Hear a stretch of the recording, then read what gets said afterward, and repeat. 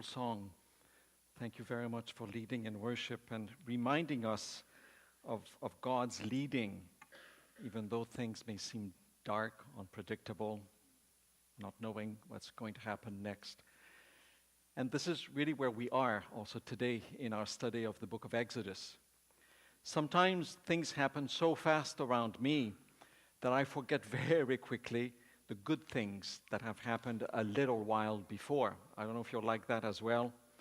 We are bombarded with so much information on a daily basis that it seems that our memories are incapable of storing too much information, and that we have to delete some, or at least to push them in the recesses back of our memory so that we can cope with the truckloads of information we get on a weekly, daily basis. That's really how I feel right now. In the last few weeks, I don't know if you're like that too, you followed along the political campaign, and we are, submitted to a barrage of information about all kinds of things. You follow the televised debates, new revelations almost on a daily basis, scandals, diatribes, and it's just overwhelming sometimes. And then, on top of this, we hear about shootings, about hurricanes, about floodings, about devastations, and we know people in all these places, these states and countries that are being affected by the hurricanes and what's happening.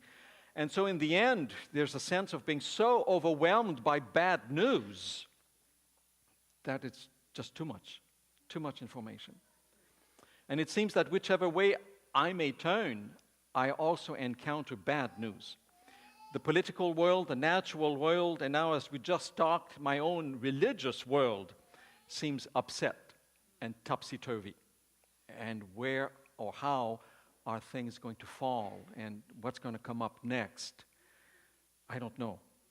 All this blitz of information, in all of that, I try to remember the good things, though.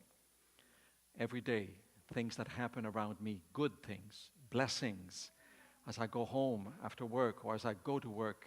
This morning, my good thing was, Lord, the leaves are beginning to turn. The colors are beginning to appear. It looks nice. So that was good. Just one good little thing before entering into the building. It helps me somehow to keep some sanity, not being overwhelmed by what's happening in the news. But too often I forget the good things that have happened in the past, and I focus only on the immediate tough situations. Although they lived in a very different age, without the stress of our modern information technologies, the Hebrews, who were guided out of Egypt by the mighty power of God through Moses, seem to have had some modern predispositions to forget the good things that have happened in their recent past. And that's where we are for today in our study of the book of Exodus. Turn with me to Exodus chapter 17. Exodus 17, find the chapter in your Bible or your devices, or follow along on the screen behind me. The story of the Israelite community, the Hebrews, and one of their dire needs, and how they forgot the presence of God so quickly. Exodus chapter 17, this is where we are.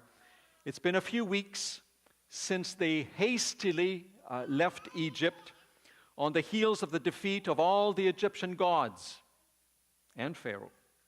By the time the plagues are over, the Egyptian population is so upset with their presence, that they kick them out of Egypt. Get out. They push them out. They bribe them out. They give them food and money and gold and silver.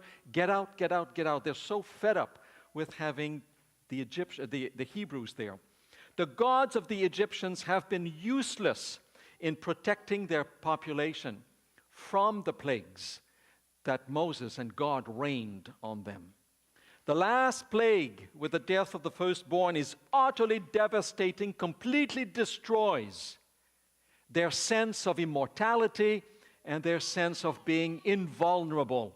The Egyptians are relieved to see the Hebrews go. Once they crossed the Red Sea, the Hebrews turned their eyes in the direction of the Promised Land. But instead of quickly arriving to this promised land, the wilderness wanderings are a surprise to the Hebrews.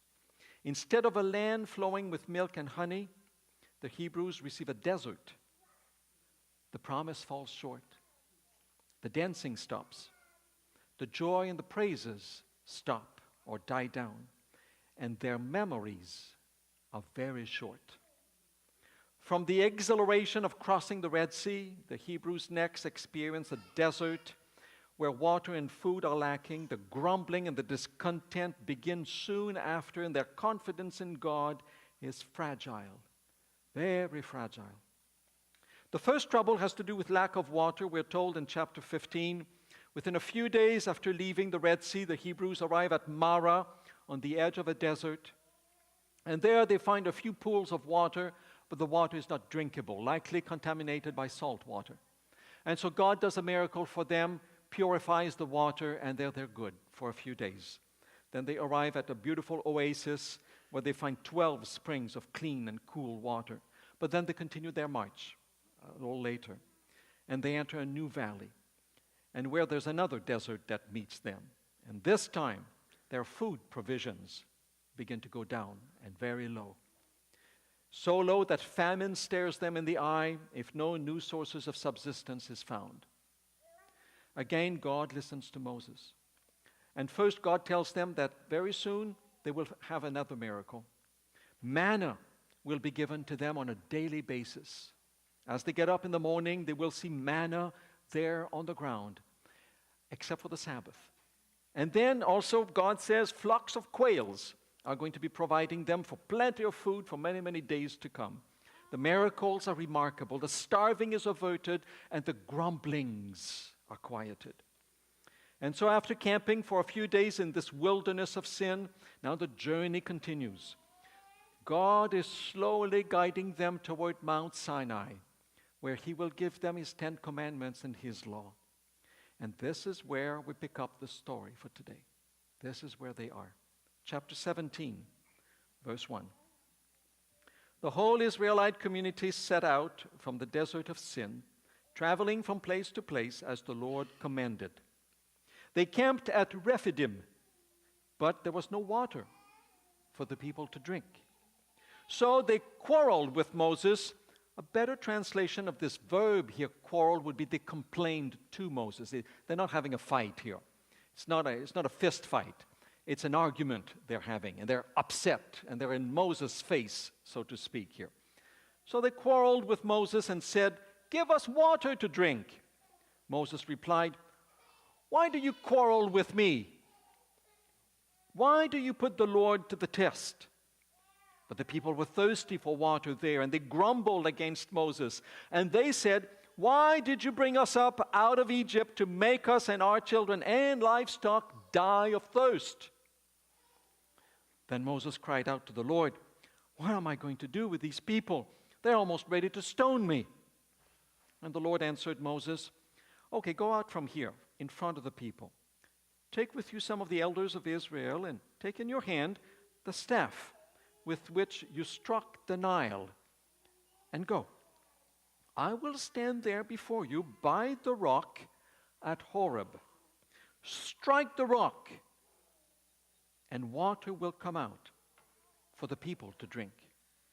So Moses did this in the sight of the elders of Israel, and he called the place Massah and Meribah, because the Israelites quarreled, and because they tested the Lord, saying, "Is the Lord among us or not?" Massah means testing, Meribah means quarreling. This is another one of these wilderness stories in which the people are increasingly stuck between the promise of a homeland flowing with milk and honey and the lack of fulfillment. It's just not happening. And the wilderness is no longer simply a place in their journey. It has become a state of mind.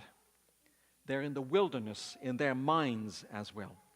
The wilderness often seems like a God-forsaken place, but it's not. God is not forsaking them. The people are being led by God himself. Moses is their guide. But God's leading does not always move toward the next oasis, or not quite straight to that point. And that is the case right now. The Hebrews end up in a new place in the wilderness, and there's no drinking water. How can this be if God is leading them? God's leading may not always match what we expect and what we want. Following God's leading is an opportunity for growth, for obedience, to learn to trust and have confidence. One instant of blessing does not mean that we don't have to obey anymore, or that we don't have to be expectant and wait anymore, that we're no longer required to do things because we don't feel that way. A commentator said this week, one of the ones that I read in preparation this week, that those on a journey are always moving from one occasion of trust and obedience to another. That's the way it is with personal relationships. The more one shows faithfulness to the relationship, the more natural responses will become when new challenges occur. And over time, challenges cease to be a test of relationships. Relationships move on because you trust the faithfulness in the relationship. Well, the people complained to Moses because honestly, that relationship with God is fairly new. It's not an old relationship. They have learned again about God, Yahweh, for just a few months, maybe a year at the most. And they're still testing, so to speak, that relationship. But so it is. They arrive at a new spot now, and there's no water to drink. Even though Moses responds by noting that it is God who is putting them there to the test. The people don't buy his explanation. Notice, they think he's deflecting. He doesn't want to answer the question. But that's not the case. There's no water, and what is he going to do about it? In fact, why did he bring them out of Egypt? For the third time within perhaps 2 or 3 weeks at the very most, for the third time, they insinuate that Moses took them out of Egypt in order to kill them in the desert. Well, talk about hurting a leader. Talk about relating to what's happening here. And they disbelieve him. They don't believe Moses anymore. They don't believe that God is speaking through him. They doubt God's care and even his presence. Now that is major. Doubting the presence of God. What does it mean that they're testing the Lord? Why is it appropriate for the Lord to test his people, but it's not appropriate for the people to test the Lord? Why not? What does it mean that God is being tested here? I think it means that they're seeking a way in which God can be coerced to act the way they want God to act. They have reached a place where they want to put God in a corner, to set him up, to force his hand, to manipulate God in order for them to determine concretely whether they're going to believe in God, whether God is really present or not. The Hebrews know already that God could provide them with anything they needed. He had given them manna, had filled the physical needs, so to speak, had given them water before at another place. And now they're testing God by attempting to force him to do one more miracle in order to make them believe in him. But wait a minute. Haven't you had enough evidences already to trust him? To have confidence in his faithfulness? He's not going to let you down. He's done all these miracles in Egypt. He's done a few already in the wilderness. Why not one more? What's one more for him? But the people immediately begin to complain. And their complaint is not that God cannot do a miracle. It's that God is not with them. And that's where the problem is here. They're testing God by attempting to force him. They want to be able to believe when he does miracles. Somebody says, testing God always involves some degree of doubt about whether or not one's present circumstances are all that one deserves. and whether or not God could or should have done a better job at providing for one's needs. You know, it's like holding God hostage, determining how God is to show his divine power. It places God, this is what the Hebrews are doing here in this story. They're placing God in the role of a servant to do their biddings. They want water, they want it now, and God better do it. Otherwise, we won't believe in him. This kind of questioning violates really God's goodness here in this story, and so far in the book of Exodus. It endangers the understanding of faith, even for us. How many times have we been in a dark spot, difficult situation, where we have wondered about the presence of God in our very own lives? Is God really there? If he is there, why am I going through this or through that? Here's how it goes. If God then does not heal or protect you when you ask him to, then it must be because you don't have enough faith. And if you had enough faith, God would have obeyed you and done for you what you wanted him to do. This is what it means to put God to the test in this story. God had given them plenty of evidence that he was there all along, that he would not abandon them, but they're even doubting his presence. God had taken them out of Egyptian slavery. Why doubt him now? Why complain one more time? Why grumble? But Israel is barely at the beginning stages of their relationship with God. They have to learn to trust him, to have faith and confidence. And as they do, as they obey and follow his leading, their responses to challenges will become easier, less threatening to their faith. But that's not where they are at the moment. So Moses turns to God. He prays to God. And God prepares to do another mighty miracle, another act of creation. Moses is instructed to take his staff, you know, that stick that he has. It's a famous staff.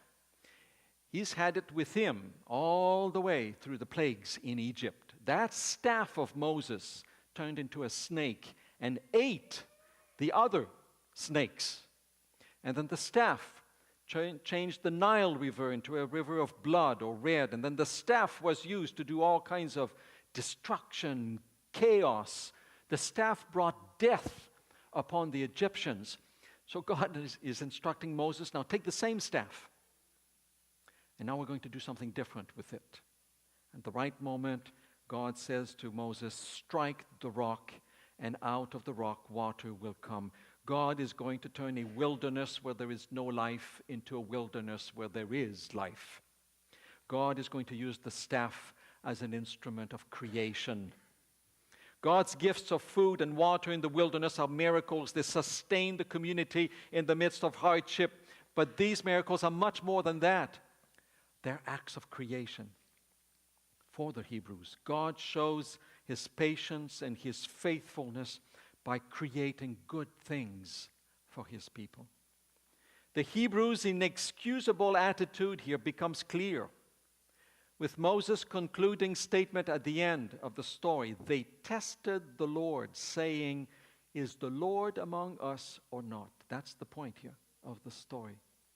Had the people said something like this, does the Lord want us to become weaker and weaker until we wait for him to supply water would have been one thing.